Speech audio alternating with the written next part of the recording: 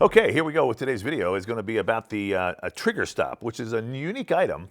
I'm going to tell you why and how it works and what the concept is. When you are, actually, let me go ahead and show you this gun. It's kind of a custom gun with a new acro on there with kind of the camo stripe pattern. Very cool. Matches up to our camo magazines that are also now available, so they're pretty cool. This gun is, of course, empty. It's one of our custom guns. I want to go ahead and talk about this trigger stop and what the purpose is. So as you pull the trigger, I'll use the left hand here, you pull the trigger and you engage the trigger, there's a little bit of over travel.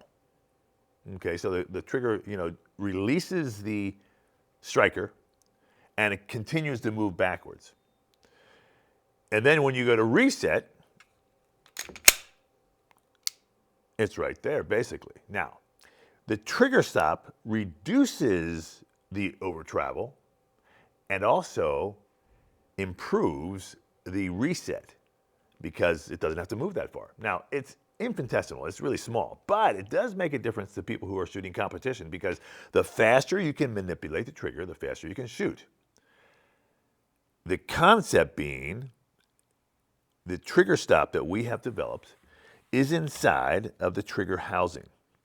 So here's a trigger housing for Gen 5. Now, it's a 9mm. Let's talk about trigger housings because it's kind of interesting.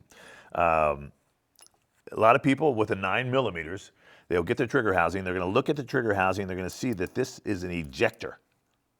And the ejector looks like it's bent. And it is, in fact, bent.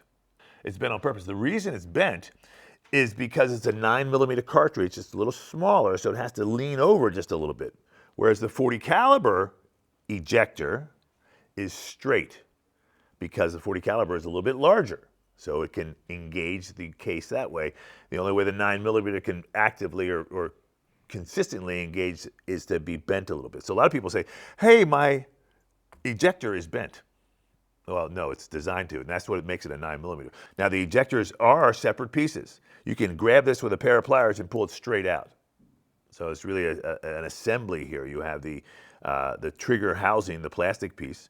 You have the ejector, which is stuck inside there. And then you have the spring and stirrup and guide rod, in a sense, that holds the spring inside here that actually works the trigger. That's what we actually manage right here. If you look really closely, we have added a set screw that stops the trigger from going all the way back. So it's set to the point where I've already preset it too. So you can see it sticks out a little bit. Let me see if you can get in there and see that. That set screw right there. And I'll compare it with the factory when I pull the other one out. And this is a factory housing, by the way. We just added this screw to it. But the concept being that as the trigger bar comes back, it hits the screw, drops the striker, but it doesn't travel all the way back. And that shortens the trigger stroke, shortens the reset, and helps you shoot and be more accurate because you're not manipulating the trigger as much, as well as the fact that it is a shorter and a faster reset. So all that said, now let's go ahead and take this gun apart and get into the original housing and trade it out with the one that we've modified. This is our trigger stop. Okay, so this gun is unloaded. I already demonstrated that, but I'm going to look at it again, pull the trigger in a safe direction, pull the slide back just about 1/4 of an inch and pull down on the slide lock on both sides, hold it down, walk the slide off and drop it off. There it is. So that goes that way. I will use a larger punch to work with the trigger pin and a 3/32 inch punch to work with the trigger housing pin.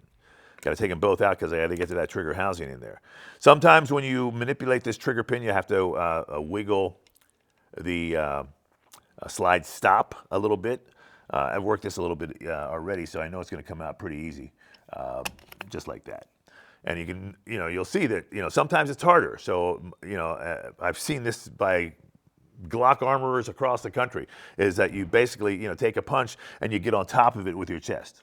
That's how it works. You can see I've got a nice simple little armorer's duct tape here. I think it actually works really good. Doesn't damage the gun. I can lay the gun on top of it and everything's good. I'll take my smaller punch now and just get to the trigger housing pin. This usually comes out pretty easy. It's a plastic pin, and there it goes. Use my bigger punch now to pry out the locking block. And there's a locking block. And then here's the slide stop, also known as the slide release. And then here's the entire trigger mechanism, trigger bar and trigger housing. And it comes out kind of as a unit, right? So what I want to show you real quick before I do anything else is I'm going to show you how this trigger stop works. So this is the trigger bar, and that's one of the legs of the cruciform. And you can see inside the slot here, what happens as you shoot, the trigger, kind of starts in the upward position, and then as it comes backwards, it drops, and that's what actually releases the striker.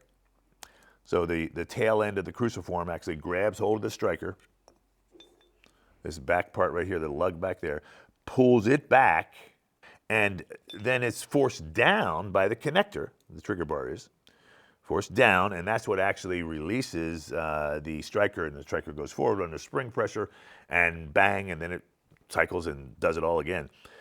But the trigger stop helps keep that trigger in the right spot, so it stops basically back here versus all the way back, because that's where it wants to rest.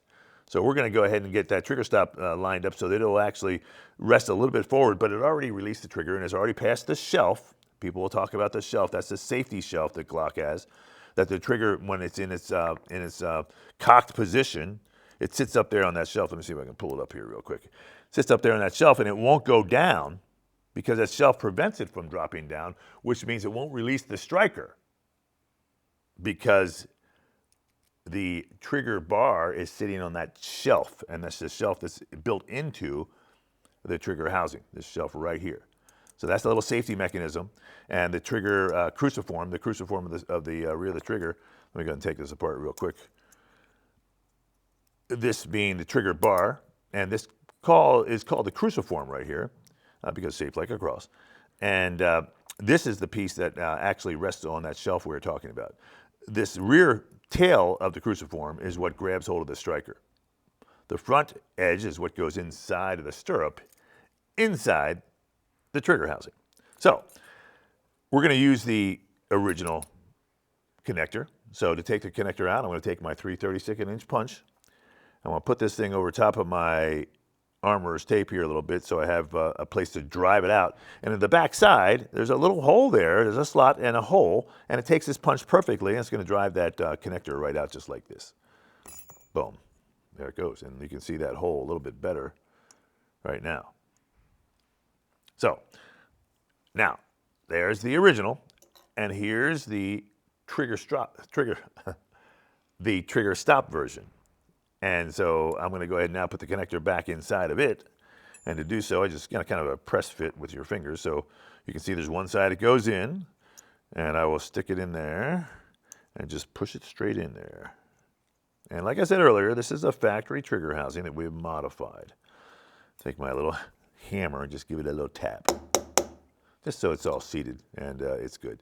But that's how you want it to look like when you actually put it in. And if it doesn't, then maybe it doesn't have the right spring pressure. Trigger bar, the front edge of that cruciform is going to go into that stirrup down there. And sometimes this is difficult to do. So I've always, sometimes I'll take a punch and just pull that stirrup up a little bit just so it's a little bit more proud, a little easier to access. And then take your trigger bar.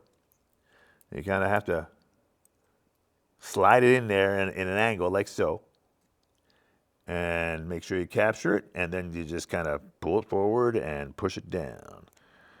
And there it is, it's in there, just like that. And that's what it should look like. And now what you'll notice is that the trigger bar gets stuck, or stopped, should I say. It gets stopped on that screw right there. You can see it clears the ledge, which is what you want it to do. So you want to make sure you don't, what's the word I'm going to say? You don't push that screw out too far, otherwise it won't clear the ledge. So I've got it right to the point where it just clears the ledge, which means that it will engage and it will drop the trigger or the striker and the gun will go bang. If it doesn't drop past the ledge, it's not going to release the striker or shoot. So that's all you have to do is back it out. We have a set screw, or excuse me, an Allen wrench that comes with it. This is the Allen wrench, and there's a hole that we drill with a CNC machine right there in the back of the trigger housing. And you can go in there with a this Allen wrench, and you can back the screw out or tighten it down.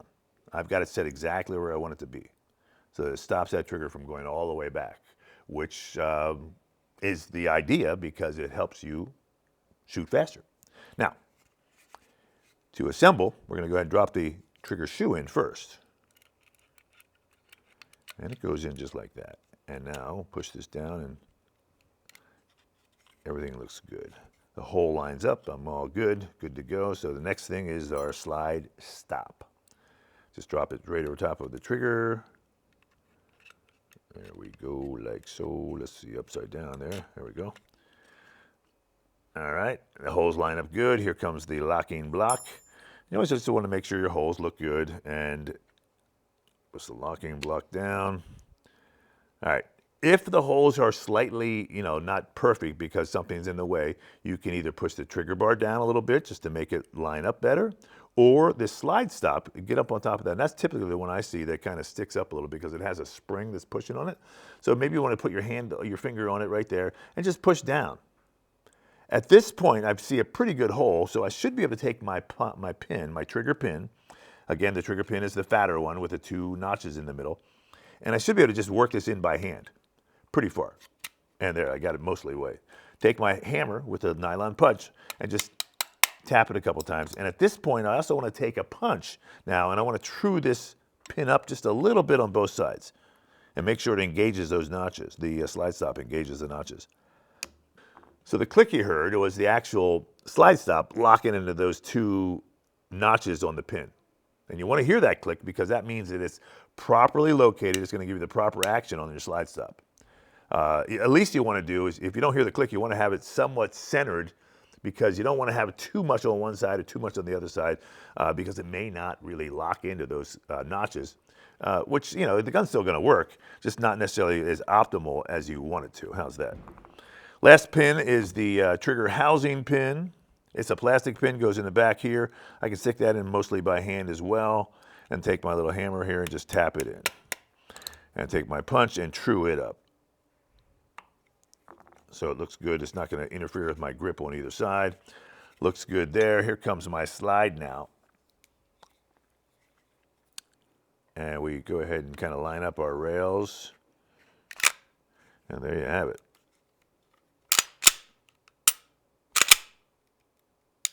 Yep. So it feels a little better. I mean, like I said, it's very subtle. It's just a little less travel in the back and a little quicker on the reset. Yeah, I can feel it. Yeah. And it's going to work. And, it's an item that, is really not for everybody. But if you're looking to be a faster shooter, a little bit more accurate because you're not pulling that trigger back as far. And again, most accuracy problems happen when you're manipulating the trigger. Want the reset to be a little faster. The trigger stop that we sell is really a good answer. It's simple, it's inexpensive, easy to install, easy to operate, easy to understand what the concept is. We just want to make that trigger stop a little bit earlier. So we reduce some of that travel, that trigger travel, that over travel after it drops off. So the only thing you have to be concerned of, you have to make sure that the cruciform, the one leg or one wing of the cruciform clears the ledge. All right, that's it. So that's available now, along with all kinds of custom guns that we have here on GlockStore. We do lots of fun stuff. If you've got a plain black Glock and you want to finish it up with either an optic or do some different finishes or do some slide cuts, we are the place to do it because we've got the people, we've got the machines, and we've got the enthusiasm to get it done for you and get it done for you right. I'm Lenny McGill. This, of course, is the GlockStore Performance and Custom Shop here in Nashville. If you're ever in Nashville, you got to drop by. We're 2 miles from the airport, literally 2 miles from the airport. Come in, check out the store, shoot a little bit if you can, if you have time. It's a great store. We've got every Glock part, piece, and magazine in stock, ready for you to make your Glock a better experience. Thanks for watching. See you next time.